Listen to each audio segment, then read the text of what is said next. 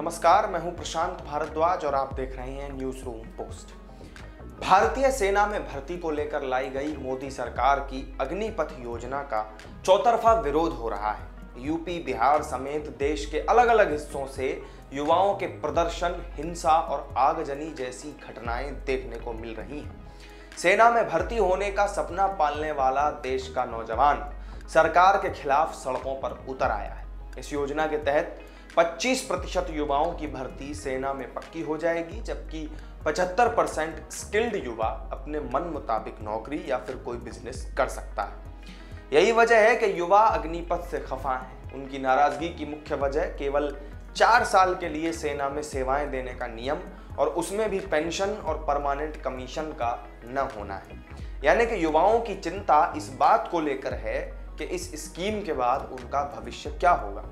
आज इस वीडियो में हम आपको अग्निपथ स्कीम से जुड़े ऐसे तमाम मिथकों को तोड़ते हुए इसके वास्तविक तथ्यों से रूबरू कराएंगे, जो जानना आज आपके लिए बेहद जरूरी है। दुनिया के कम से कम 100 देशों में सेना में काम करना अनिवार्य माना जाता है, कंपलसरी होता है। कम से कम 2 साल की नौकरी करना तो बिल्कुल ही कंपलसरी है। इजराइल जैसे देश में अगर आप सिनेमा में काम करते हैं या फिर वहां पर आप डॉक्टर हैं, कंप्यूटर वैज्ञानिक हैं या फिर आप कविता भी लिखते हैं, पोएम राइटर भी हैं, फिर भी आपको सेना में काम करना ही होगा। केवल अपाहिज लोगों को ही इससे छूट मिलती है। वहां पर भारत में अग्निपथ योजना के मुताबिक सेना में 4 साल नौकरी का विकल्प है। आपको ये नौकरी करने के लिए कोई बाध्य नहीं कर सकता, ना ही सेना के इस नौकरी से देश की अन्य नौकरियों पर कोई असर पड़ने वाला है।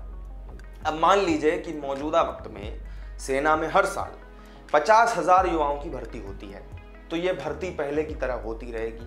यानी कि कुछ वक्त बाद 1.5 लाख लोग यानी 75% लोग हर साल सेना में 4 साल नौकरी करने के बाद ओपन जॉब मार्केट में आ जाएंगे और 50,000 यानी कि जो 25% लोग हैं वो सामान्य रूप में सेना में स्थायी रूप से जम जाएंगे, परमानेंट कमीशन पालेंगे। ये 1.5 लाख लोग वेल ट्रेंड होंगे। इसके अलावा गौर करने वाली बात यह भी है कि आमतौर पर लोग सोचते हैं कि सेना में ट्रेनिंग का मतलब है हथियार चलाने का प्रशिक्षण लेना, जबकि ऐसा कतई नहीं है। हथियार चलाना तो आर्मी की कुल ट्रेनिंग का केवल 10% ही होता है। बाकी का 90% प्रशिक्षण शारीरिक और मानसिक होता है, जिससे विपरीत परिस्थितियों में जीना सिखाया जाता है। शारीरिक और मानसिक रूप से प्रशिक्षित 1.5 लाख लोग जब दूसरी जॉब्स जैसे कि Flipkart, medical representative, salesman, logistic, transportation, इन सभी में लाखों जॉब के लिए वो लोग उपलब्ध रहेंगे। इससे प्राइवेट इंडस्ट्री को भी बूस्ट मिलेगा।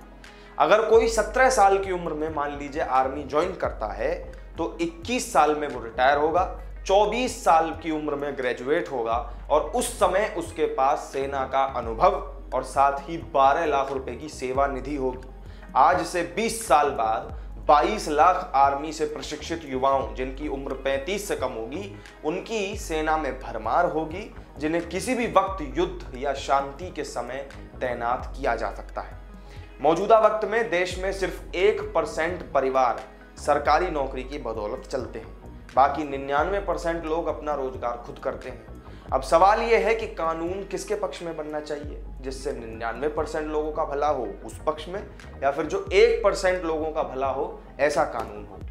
अग्निवीर बनाने वाली इस अग्निपथ योजना से सरकार के ऊपर से खर्चे का कुछ बोझ भी कम होगा। इस योजना के आने के बाद सोशल मीडिया से लेकर सड़कों तक पर सरकार का विरोध तो जरूर हो रहा है, लेकिन फिर भी कई लोग ऐसे भी हैं जिन्होंने इसका समर्थन किया। ऐसे ही एक पत्रकार ने ट्विटर पर लिखा कि यूपी में होमगार्ड्स को रोजाना 786 रुपए मिलते हैं, यानी कि महीने के 24,000 के आसपास हो गए।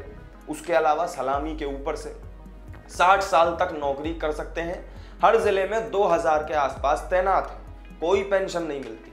अग्निवीर को तो होमगार्ड्स जितने पैसे भी मिलेंगे और बाद में 11 लाख रुपए की एक मुश्त रकम भी दी जाएगी, तो फिर इस पर इतना हंगामा क्यों बरपाया जा रहा है? इस योजना के लागू होने के बाद देश के युवाओं का कितना भला होगा ये तो आने वाला वक्त बता ही देगा, लेकिन फिलहाल तो इस पर सड़कों पर बवाल और सियासत भी अपने चरम पर नजर आ रही है। तो मेरे साथ इस वीडियो में फिलहाल इतना ही। वीडियो आपको कैसा लगा कमेंट करके जरूर बताएं। अग्निपथ योजना के बारे में आपका क्या मानना है ये भी आप हमें कमेंट करके अपनी राय बता सकते हैं। दूसरों के साथ वीडियो शेयर कीजिएगा, लाइक कीजिएगा, साथ ही चैनल को सब्सक्राइब करना मत भूलिएगा। किसी और नई जानकारी के साथ आपसे फिर मिलेंगे, तब तक के लिए दीजिए इजाजत। नमस्कार।